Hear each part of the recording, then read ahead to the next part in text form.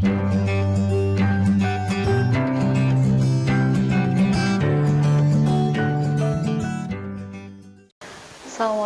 warahmatullahi wabarakatuh. Bertemu lagi dengan saya Dina Dwi Oktavia di mata pelajaran PPKN kelas 8 semester 1, yaitu memaknai peraturan perundang-undangan. Untuk kompetensi dasarnya dari bahasan bab 3 itu yaitu 3.3 memahami tata urutan peraturan perundang-undangan nasional, dan ada 4.3 yaitu tentang menyaji hasil telaah tata urutan peraturan perundang-undangan nasional.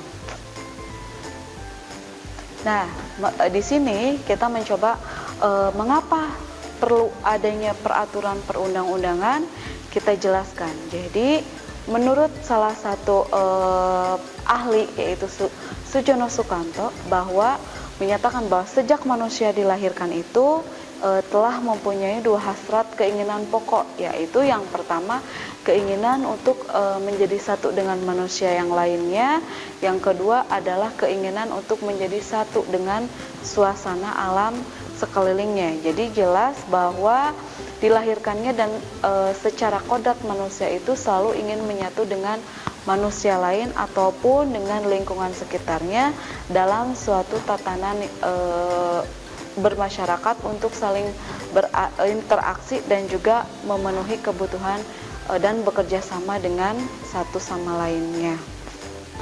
Selanjutnya, nah, yang dimaksud dengan peraturan atau ada kaidah peraturan itu ada dua. Ada peraturan tertulis dan ada juga peraturan yang tidak tertulis. Untuk peraturan tertulis, salah satu contohnya ada peraturan perundang-undangan ataupun peraturan daerah, peraturan pemerintah, peraturan presiden, dan lain sebagainya. Sedangkan untuk peraturan yang tidak tertulis itu misalnya hukum adat, adat istiadat, kebiasaan, dan lain sebagainya.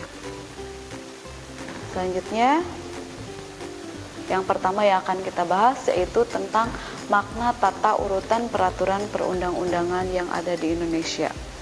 Jadi yang pertama adalah tentang pengertian peraturan perundang-undangan nasional. Peraturan perundang-undangan itu menurut Undang-Undang Nomor 12 Tahun 2011 memiliki pengertian bahwa peraturan tertulis yang memuat norma hukum yang mengikat secara umum dan dibentuk atau diterapkan oleh lembaga negara atau pejabat yang berwenang melalui prosedur yang ditetapkan dalam peraturan perundang-undangan. Selanjutnya, ada tata urutan peraturan perundang-undangan di Indonesia. Yang pertama ada Undang-Undang Dasar 1945, yang kedua ada TAP MPR, yang ketiga ada undang-undang atau peraturan pemerintah, yang keempat ada peraturan pemerintah, yang kelima ada peraturan presiden atau Perpres, yang keenam ada peraturan daerah provinsi, yang keenam ada peraturan daerah kabupaten atau kota. Itu adalah tata peraturan atau tata urutan perundang-undangan yang ada di Indonesia. Selanjutnya ada prinsip atau asas dalam peraturan perundang-undangan. Yang pertama ada dasar yuridis atau dasar hukum sebelumnya. Selanjutnya hanya peraturan perundang-undangan tertentu saja yang dapat dijadikan landasan yuridis. Yang ketiga, peraturan perundang-undangan hanya dapat dihapus, dicabut, diubah oleh peraturan perundang-undangan yang sederajat ataupun oleh peraturan perundang-undangan yang lebih tinggi. Nah, selanjutnya ada peraturan perundang-undangan baru mengesampingkan peraturan perundang-undangan lama. Sedangkan poin yang kelima, peraturan perundang-undangan yang lebih tinggi itu harus mengesampingkan peraturan perundang-undangan yang lebih rendah. Nah, untuk yang terakhir, untuk peraturan perundang-undangan yang bersifat khusus itu tentu saja mengesampingkan peraturan-peraturan yang bersifat umum. Setiap jenis peraturan perundang-undangan itu materinya berbeda-beda, sehingga diatur oleh aturan undang-undangnya juga yang berbeda juga. Terus asas-asas dalam pembentukan peraturan perundang-undangan. Yang pertama, adanya kejelasan dari tujuan dibuatnya peraturan itu.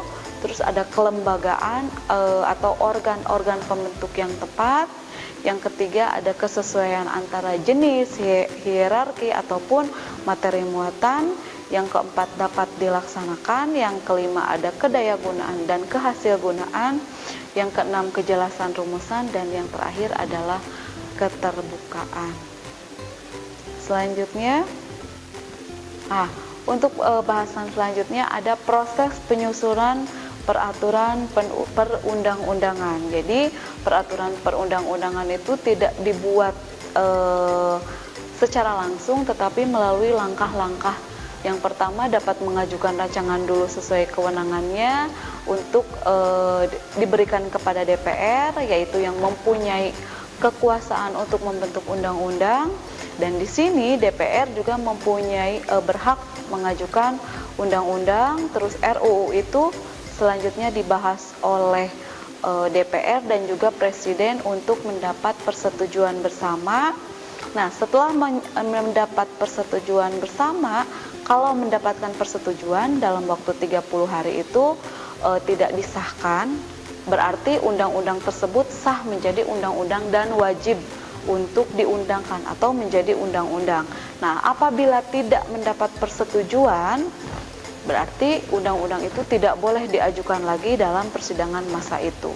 Dan yang berhak untuk mengesahkan undang-undang itu adalah Presiden. Selanjutnya, yang pertama, tata urutan perundang-undangan di Indonesia yang paling tinggi adalah Undang-Undang Dasar 1945. Tata cara perubahan Undang-Undang Dasar itu ditegaskan dalam pasal 37 Undang-Undang Dasar 1945 yang secara singkat sebagai berikut. Yang pertama, usul perubahan dari pasal-pasal itu diajukan sekurang-kurangnya dari 1/3 dari jumlah anggota MPR dan disampaikan secara tertulis yang memuat bagian yang diusulkan untuk dirubah beserta alasannya.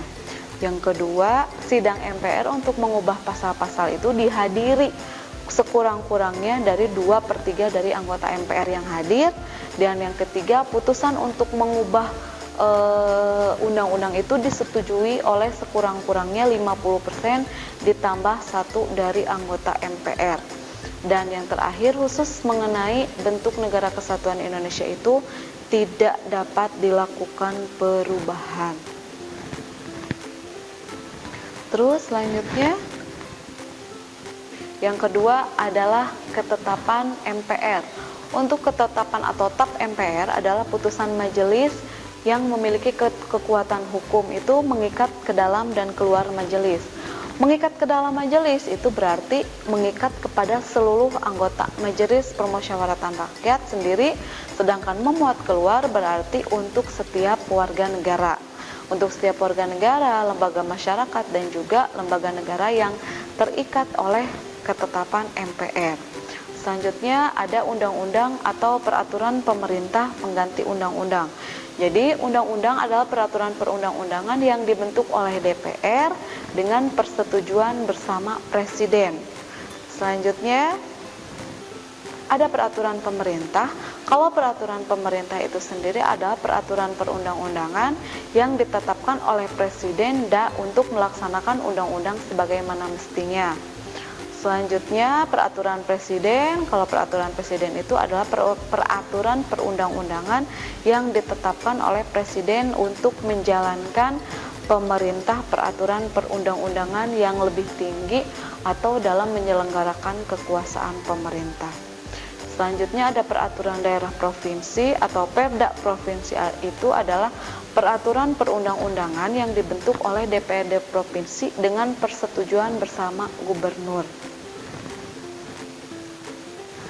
Selanjutnya yang terakhir adalah peraturan daerah kabupaten atau kota.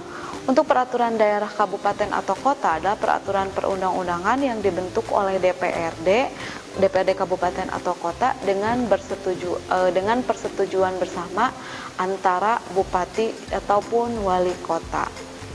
Selanjutnya, menampilkan sikap yang sesuai dengan peraturan perundang-undangan. Yang pertama ada tentang pengetahuan hukum, yang kedua pemahaman kaidah-kaidah hukum, yang ketiga ada sikap terhadap norma-norma hukum, dan yang terakhir adalah adanya perilaku atau contoh perilaku hukum yang sesuai dengan peraturan perundang-undangan. Untuk materi dari bab 3 saya cukupkan sekian. Assalamualaikum warahmatullahi wabarakatuh. Kunjungi sosial media lainnya seperti website kami di pkbmalfata.com, Facebook PKB Malfata Manunjaya, Instagram PKB Malfata Official, dan terima kasih telah klik video ini. Jangan lupa like, comment, share, dan subscribe untuk menunjukkan dukungan kamu terhadap channel ini. Enjoy the video PKB Malfata.